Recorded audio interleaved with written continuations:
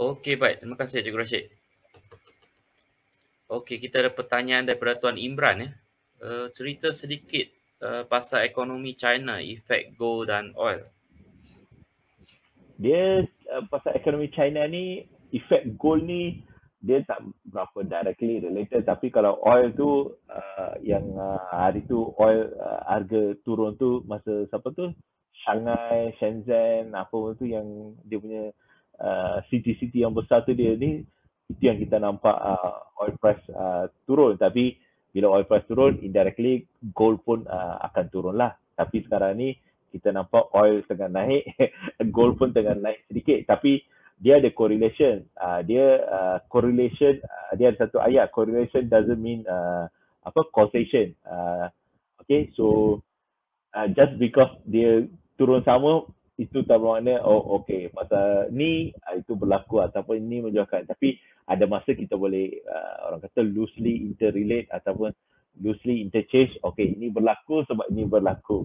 Okay, seperti biasalah trader-trader even macam saya pun kadang-kadang ataupun kita rata-rata kita akan bagi tahu, tapi sebenarnya dia cuma ada correlation, bukannya causation punya effect. Okay, jadi ekonomi China, sebab China ni sekarang ni the second biggest, dijangka akan overtake US probably in the next one decade. Okay, jadi apa-apa yang berlaku pada China dia akan effect. Sebab tu even hari tu dia lockdown Shanghai, Shenzhen, beberapa city, Beijing rasanya tak. Okay, dia terus memberi efek termasuk kepada beberapa currency, oil, apa lagi, Aussie, New Zealand, okay. So semua tu even US dollar pun ada efek. Of course gold pun ada efek lah. Tapi dia punya efek sekarang ni masih limited sebab kita punya Uncle Sam siapa tu US yang kebanyakannya masih denominated dalam US dollar. So US still the orang kata kingmaker. Okey, baik. Terima kasih Cikgu Rashid.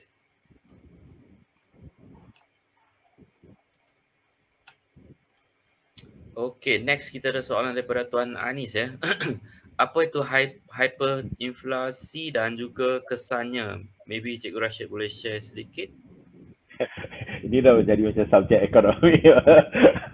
Okay, saya nak bagi secara detail, saya pun bukanlah orang kata pakar ekonomi, so mungkin boleh Google, tapi secara ringkas saya boleh bagi tahu hyperinflation kita belum macam negara-negara yang macam Malaysia, US, ataupun rata-rata developed world, dia tak face hyperinflation. Okay, selalunya hyperinflation ni negara-negara yang membangun ataupun negara-negara dunia ketiga macam hari tu apa tu, ataupun biasanya dekat Afrika lah benda ni berlaku, macam Zimbabwe ataupun mana lagi yang biasa Zimbabwe lah. Okay, yang sebelah sana Afrika Selatan, Amerika Selatan, Venezuela, Argentina. Okay, country yang tu saya rasa kata saya yang baru-baru ni mungkin Sri Lanka. Okay, Sri Lanka yang pasal isu apa politik, apa tu isu macam-macam lah. Okay, so benda tu cost hyperinflation. Okay, tapi rata-rata kebanyakan negara kebanyakannya dia masih dalam inflasi high inflation, tapi belum sampai hyperinflation. Sebab tu sebelum dia menjadi hyperinflation, negara-negara ni dah mula ambil tindakan macam contoh US atau Federal Reserve dah mula naikkan interest rate apa semua. Even Malaysia dah follow Bank of England pun high inflation dia dah mula take action. Lepas tu siapa hari tu New Zealand, Australia dah ambil action. Siapa lagi, Canada pun saya rasa dah ambil action. So biasanya negara-negara yang dah membangun ni biasa dia dah akan ambil action sebab dia orang ada data ekonomi, so dia orang kena act. Tapi negara-negara yang kita panggil negara dunia ketiga ataupun kata dictatorial regime macam apa tu Zimbabwe, Presiden Mugabe yang dia menjadi dictator, ataupun dekat Venezuela dia punya presiden saya tak ingat nama dia. Okay, dia menjadi dictator, ataupun mungkin Cuba.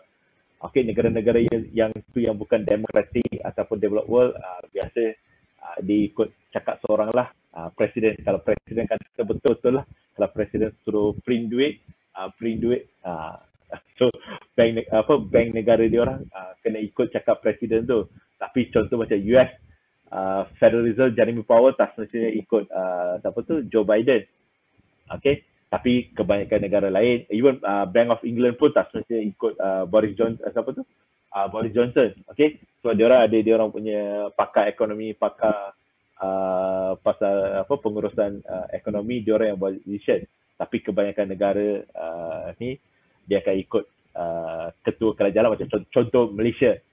Bank negara walaupun mungkin contoh data kata kita dah ni kena naikkan interest rate, contoh okay, tapi kerajaan sekarang ni contoh okay, mungkin dia tak bagi, so dia takkan naikkan interest rate. So benda ni pernah berlaku 20 tahun lepas, 30 tahun lepas. Dia bergantung pada Perdana Menteri yang ataupun kabinet yang ataupun parti yang ni, dia sebab dia kena jaga sentimen politik. Tapi kebanyakan negara membangun, dia ada dia punya apa tu, sebab tu dia ada Federal Reserve, dia ada Bank of England committee members, dia ada RBNZ, Reserve Bank of Australia punya ni committee member, dia orang buat decision. Dia non partisan ataupun dia tak terlibat dengan urusan parti ataupun urusan kerajaan. Dia orang buat decision sendiri bergantung pada ni. Jadi hyperinflation ni buat masa ni belum menjadi satu masalah. Sekarang ni yang menjadi masalah adalah stagflation. Okay, kalau tapi negara macam Afrika, negara ada beberapa negara Amerika Selatan, termasuk mungkin Argentina, Venezuela ataupun apa tu, yang negara-negara yang kita kata belum bangun ataupun masih dalam proses nak membangun, dia orang mungkin melalui proses hyperinflation. So hyperinflation basically you punya currency menjadi tak ada nilai lah. Macam dekat Zimbabwe, saya rasa satu note tu boleh jadi 1 juta ataupun mungkin 10 juta, ataupun dia ada banyak kosong lah kat belakang tu. Lebih kurang, tapi Indonesia tak melalui hyperinflation sekarang. Mungkin dia melalui hyperinflation pada satu masa. Sebab tu dia punya currency pun biasa berpuluh-puluh ribu. Kadang-kadang dia punya 1 juta sama dengan kita punya 300 tu 400 ringgit nilai dia. Okay. Jadi dia kalau duit tu tak menjadi nilai, itu akan berlaku. Sebab tu dekat Zimbabwe rasanya semua jadi billionaire. Tapi dia punya billionaire tu harga nilai duit tu mungkin 100 atau 200 ringgit, contoh saja. Okay, saya pun tak ingat berapa dia conversion rate. Okay, sebab tu orang kata dekat Zimbabwe semua billionaire. So duit yang dia orang pegang semua billion. Okay, tapi value tak ada. Value tak ada. Itu lah senang cerita, ringkasnya hyperinflation itulah maksud dia. Sebab tu kebanyakan negara tak nak pergi ke situ. Contoh sekarang ni Malaysia, kita ada 10 ringgit. 10 ringgit at least kita boleh beli. Okay, ataupun zaman dahulu 50 ringgit boleh isi satu bakul. Okay, contoh. Tapi 50 ringgit sekarang ni mungkin kita boleh isi 4-5 barang. Satu masa nanti mungkin 1000 ringgit akan lebih kurang sama nilai 50 ringgit. Itulah lebih kurang maksud hyperinflation. Okey, baik. Terima kasih Cikgu Rashid.